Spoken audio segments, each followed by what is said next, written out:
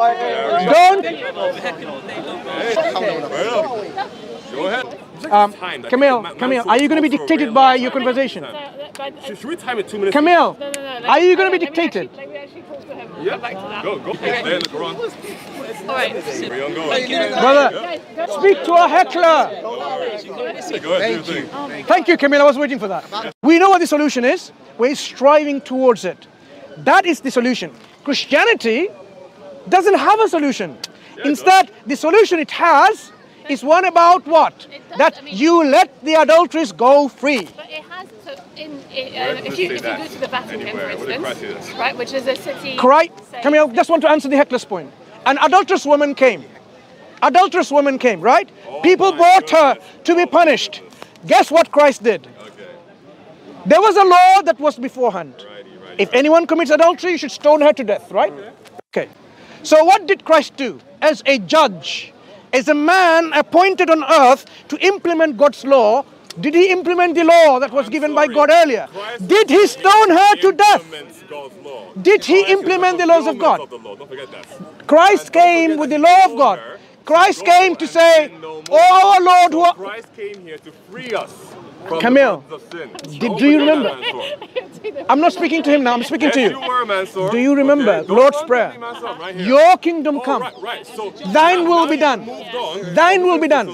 The will of God to be done. Where? On earth. Right. So Christ, if he's here as a representative of God, whether as a prophet, a warner, or a messenger, he's here as God on earth, not representative. He needs to implement the law when a crime is committed. Imagine now, okay, imagine God, I want you to have a thought experiment. Come this way. No, I'm not talking to him. Camille, I'm not speaking to him. Camille, if you find it's distracting, you need to tell him off. Tell him off if it's distracting. If God came on earth, brother, one second. Try to understand one thing. Imagine God, in a certain belief system, came on earth and there were crimes being committed. Camille, are you going to be dictated by your conversation? Should we time it 2 minutes? Camille, are you going to be dictated? Yeah. Go. Okay, Thank you. So you're saying. I think it's right time you tell him off not to interfere with your discussion. I think it's right time that we tell you off, Mansur, we're talking too much. Keep quiet for a second. If it's distracting, we can have another time. Right. So the scenario I am illustrating, if God came on earth in a belief system and there are crimes being committed, crimes of murder, rape, and so on and so forth, right? Stealing. Let's take the 3 examples. Murder, rape, and stealing. God on earth, he comes here and he says, I am not going to do any implementation of punishment. That's not my job. That's not my role. That's not my mission. What he's going to do? He's going to let them go and say, you know what? You punish them according to your secular laws, not my laws. Does that make sense? Would it make sense if God was to do things like that? Yeah, but ultimately secular laws are... No, think about it. God on earth, imagine now God on earth, right? There's God over there on earth. But I don't believe that... No. Just to understand the scenario that Christians are bringing. Yeah. God is over there. Everyone knows he's God, let's say for the sake of argument, and people are stealing, raping, killing people, right? Now, these criminals, what's going to happen to them? God on earth doesn't do anything. In fact, people then, instead of going to God, what I'm going to do? Are you going to punish them or not?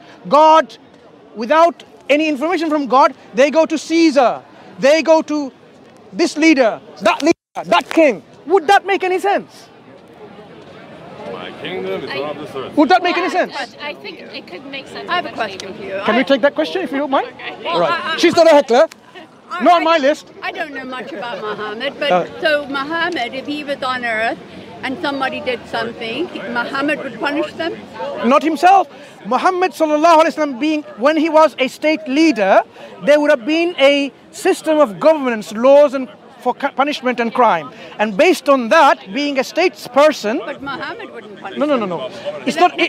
I'm answering. Not individually, because he has established a state in which there will be a judge, there will be a judge in which the crime will be established, and then the punishment on an established criminal will be implemented. But don't you think that's the same in Christianity? Because they have I'm non-religious, by the way. Used to be a Catholic, so, you know. But so we have the Ten Commandments that we shouldn't do these things, you know. So don't you think it's a similar, similar thing? It's not similar. I would wish it was like that, but it's not in practical level. So the practical level, if someone now commits adultery, right, having sexual relations outside marriage, right, Christianity does not offer a punishment for this criminal behavior. It's okay. So let's just say right here in England. On this slide. Let's just say right here in England, and a woman, you know, a Muslim woman commits adultery. You're going to stone her to death in England? No, I'm not asking for what punishment. So. I'm saying, according to the law of God, how does the law of God take care of instability in a society? How are you going to do that here? No, it's not me in mine. I'm asking you a question. I mean, The answer is this. Yes. Christianity does not offer a solution. But neither does the Muslim religion. We have a solution. No, in England, Muslims are not in power. Muslims. I'm truthfully curious. I really am. Muslims are not in power in a legislative sense in England, right, where they do not implement Islamic law, right, and implement crime and punishment system. Not in the legislative body. This country is not run by Sharia law. Yes. So because of the absence of the Sharia law, Muslims cannot expect the adulterers to be punished in the Islamic way, because it's not run by Islamic law. It's a secular country. But if you have a country in which they implement Islamic law, they can implement the punishment to an adulteress. So the question we were talking about... Do you think in this day and age now that most Muslim men, I don't know how many are here, would want a woman to be stoned to death? No. The question is not about the modality of punishment. The question is about whether there is a punishment and can it be implemented to stabilize the society. Islam as a holistic... To give you an example, can I? And then I'll come back to Camille. Is that okay? Islam gives a system of, for example, you know what? You cannot steal, because stealing is taking away the rights of another person. Right. And stealing carries, after it's established that this person didn't have a need to steal, and it was secured under lock and key, and he broke or she broke on that lock and key and stole it. It wasn't like, you know, hanging off £1 million in the back pocket and walking in the public. It wasn't like that. It was from a safe, locked under lock and key, and it was all the security measures. The one who stole, he was not a billionaire with no need. He was not someone who was like a poor person with a need, and so on and so forth, right? All of that things, and once crime is established, this person will be punished by cutting off the hands. Right.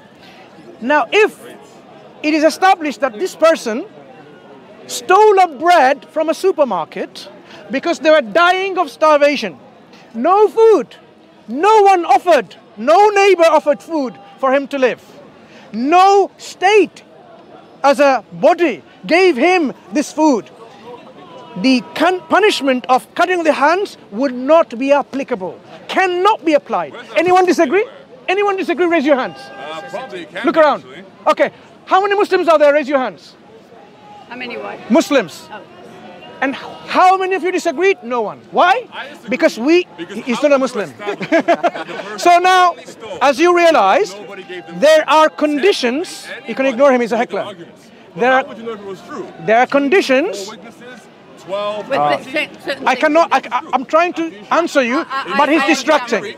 So there are conditions which needs to be met before punishment is implemented.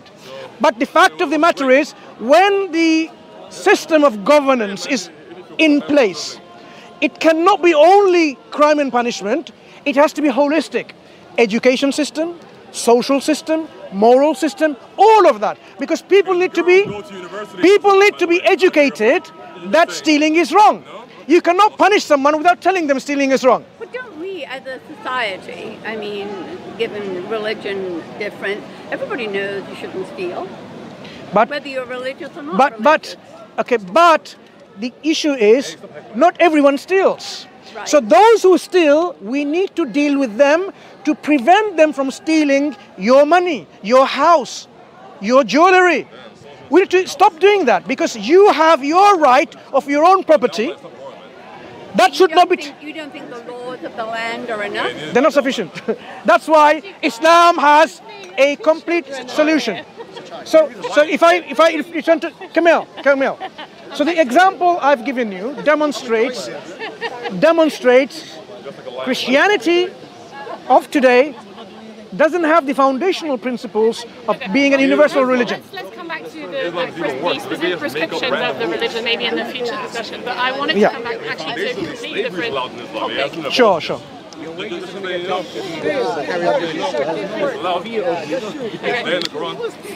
Alright. Okay, everyone, pay attention. Right, back on track. Pay attention, everyone, to Camille. Defining legends, bro. Carry on going. Brother, don't speak to a heckler. Stay where you are, my dude. Go ahead, do your thing. Thank you, Camille. I was waiting for that. About time you implemented the law. Alright, anyways, so the thing I'm actually interested in right now is like the evidence for Islam, right? So last time we talked about the prophecies, the miracles, and we talked about the... Why aren't there evidence for Islam? What's that? Why are they not evidence for Islam? Yeah. So one, you said... Take care. So, I mean... Before you go, sorry, before you go. Just 1 second, sorry. We would, from the bottom of our heart, invite you to look into Islam and accept Islam, become a Muslim, which is surrendering yourself to the will of God. I don't believe in any religion. No, it's not about religion. It's about knowing the one who created you and thanking and being grateful to that creator. Because you and I know, I did not create the universe. Right. Neither did you. So it's to be thankful and grateful to that creator of ours. And we say this is the one who is worthy of our worship. Well, I'm interested in all religions, to Yeah. be honest. So this is, so the one who's worthy of our worship, the one who's worthy of our worship is the one that we are asking you to embrace him and follow the law and the will and the guidance to that, and that is Islam. If you didn't know much about it, I'm sure my friends and my brothers and sisters are more than willing to explain to you, because I'm engaged here, not engaged in the sense, but in a conversation. Come back next Sunday and see what we can have a talk discussion. But please speak to my brothers and my sisters over there. Right? You take care. Until then. So I would like to say, by the way, thank you for your time. Thank you for taking that time with me. I really appreciate it. And despite all of the heckling going on, it's an enjoyable discussion for us, at least. I'm doing that genuinely in the spirit of truth. I'm not here to cut anyone down. I'm just really interested in what you've got to say. I will push back if I don't, if what I think you're saying doesn't make sense to me. But would you be interested if you didn't have any counter back? Yeah, exactly. If you agreed with everything, you would be Muslims by all then. But at the end of the day, we would like you to become a Muslim, and that's why I'm willing to take your pushbacks and try to answer them as you go along. All right. So I wanted to come back to prophecies, as in the actual kind of evidence.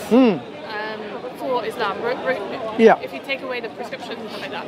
So there's, prophecies and miracles don't really speak to me in general. Like I think, and that also applies to biblical miracles, by the way. Like I don't think that those are particularly. I don't really resonate with that. But just for sake of argument, one point that you mentioned last time, you mentioned this book of 500 miracles that the Prophet did. I said 300 miracles. 300, sorry. But the Quran itself states, I think, several times that there were no signs given to Muhammad. No, right? This is what we explained before as well. This is what the Quranic picture of what a miracle is. Anytime miracle is sent, people in their habitual nature, they disbelieve in the miracles. So God says, "Ma mana'aka." Nothing has prevented me from sending miracles except the people of the past disbelieve in them. So in general, God is not willing to provide miracles and miracles to make people believe, because people in their nature, they disbelieve in the miracles. So even when he sends miracles, they keep on disbelieving it. That's point number one. Point number two, God does not give in to people's demand of miracles. They say, okay, you know what? Give me a mountain of gold, I will believe, for example. He's not going to give in to this kind of miracles, because these are silly claims people want to make, even if because the Quran says, even if there were mountains of gold, stairs going up to heaven, the dead were to speak, they will still not believe. Because belief is not just what they're demanding miracles for as a belief, it's something which is in their heart, the stubbornness and arrogance and pride, and many of their psyche, the ego, that's the problem, not about the evidence. So Quran does not in any way say, oh, Prophet Muhammad was not going to be given any miracles. The Quran says miracles is a matter of time. but it will never be given according to their dictates. And the Quran says that when the miracles are given, the ayats are given, the example I've given you about splitting the moon, وَإِذَا رَأَوْا, when they see this sign, they say this is a magic, perpetual magic and so on. So miracles were performed by the Prophet. The Quran does not somehow say no, it didn't. The Quran affirms that was the case, but people's reaction is it's magic, and the Quran reprimands them. Like, what's there for you not to believe? You see it with your own eyes and you disbelieve. So these are the people that really we're going to have a good accountability in the hereafter, because seeing something in front of their eyes which it cannot be accounted for as a natural thing that people do, like magic and things like that. Some people learn this trick.